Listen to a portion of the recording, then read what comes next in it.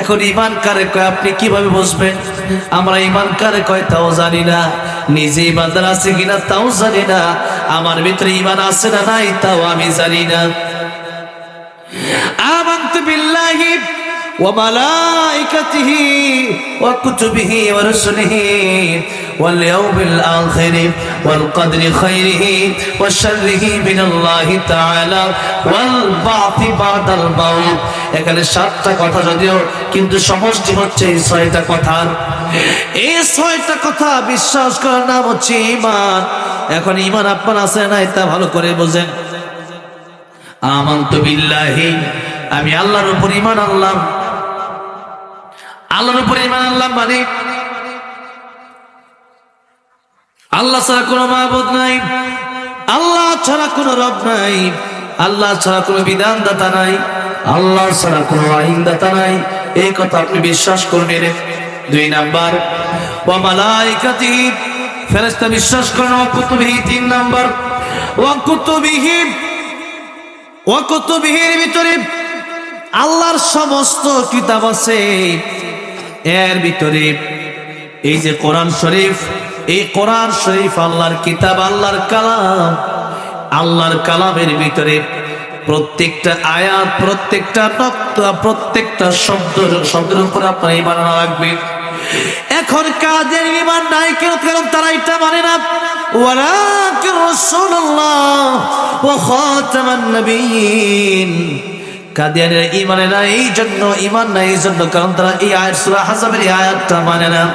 এরকম ভাবে অসংখ্য অগণিত কোরআন শরীফের আয়াত আছে যারা মানে না। অনেকেই বলে জিহাদ মানি না, অনেকেই বলে কোরআন শরীফে রাজনীতির কথা বলবেন না, অনেকেই বলে যে আমরা নবীর আল্লাহর সমান মানি, অনেকেই অনেক রকম কথা বলে যেগুলো কোরআন শরীফের আয়াতের সাথে সাংঘর্ষিক হয়ে যায়, আর তখনই তাদের ঈমান চলে যায়। কিন্তু মানুষ কথা যে বলে বুঝে বলে না, কারণ ঈমান কারে বলে তা তো জানে না, কোরআন শরীফ শিখে না, কোরআন শরীফ মানুষ আজকাল বোঝে না। দুনিয়ার সব শিক্ষা অর্জন করতে তাদের ভালো লাগে, সন্তানকে শিখাতে ভালো লাগে, কিন্তু কোরআন শরীফ নিজেও শিখে না, সন্তানকে কোরআন শরীফ শেখায় না। এবং কোরআন শরীফ শিক্ষার জন্য যা কিছু করার দরকার মানুষ তাও করতে রাজি হয় না। আমার ভাইরা, আমার বাবাজিরা, তাই কোরআন শরীফ জানতে হবে, শিখতে হবে, তাহলেই বুঝতে পারবেন ঈমান কারে বলে। আমার ভাইরা, আমার বাবাজিরা, এই কোরআনের সাথে সম্পর্ক যারা রেখেছে তাদের দাম আল্লাহ বাড়িয়ে দিয়েছেন।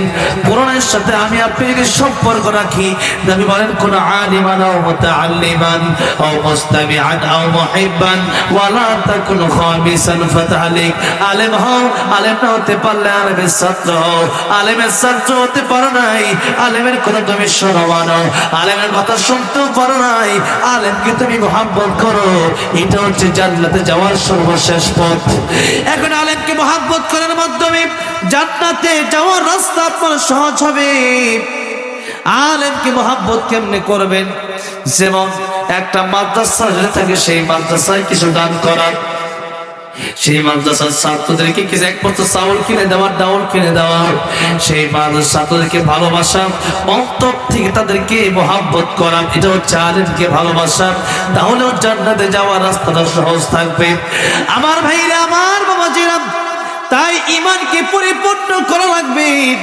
এরপরে রাসূলিহি, সমস্ত রাসূলদেরকে আমাদের বিশ্বাস করতে হবে যে আল্লাহর পক্ষ থেকে তারা এসেছেন, কথা বলেছেন। 5 নম্বরে ওয়াল ইয়াউমিল আখির, কিয়ামত দিবসে আল্লাহ আমাদেরকে আবার উঠাবে, এই চিন্তাটা আমাদের অন্তরে থাকতে হবে। 6 নম্বরে আত-তাকদীরু বিখাইরিহি ওয়া শাররিহি মিনাল্লাহি তাআলা, ভালো মন্দ যা কিছু হয় কার পক্ষ থেকে হয় বলেন? কার পক্ষ থেকে হয়? আল্লাহর পক্ষ থেকে। 6টা কথার নাম হলো ঈমান।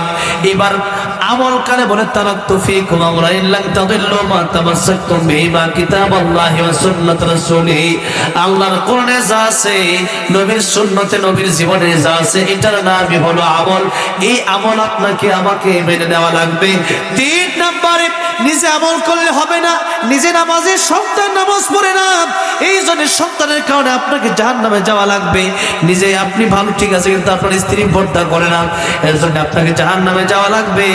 এই জন্য পরিবারকেও জাহান্নাম থেকে আপনাকে বাঁচাতে হবে। সূরা তাহরিম আয়াত নাম্বার 6 আল্লাহ রাব্বুল আমিন বলছেন, ইয়া আইয়ুহাল্লাযীনা আমানু কু আনফুসাকুম ওয়া আহলিকুম নারা, হে বান্দারা নিজেরাও জাহান্নাম থেকে বাঁচো, পরিবারকেও জাহান্নামের আগুন থেকে বাঁচাও। এই জন্য পরিবারকে জাহান্নামের আগুন থেকে বাঁচানোর দায়িত্ব আমার আপনার। তাই এই দাওয়াতটা পৌঁছায় দিতে হবে, আত্মীয় স্বজনের কাছে নামাজের দাওয়াত পৌঁছাতে হবে, কোরআনের দাওয়াত আপনাকে আমাকে পৌঁছায় দিতে হবে।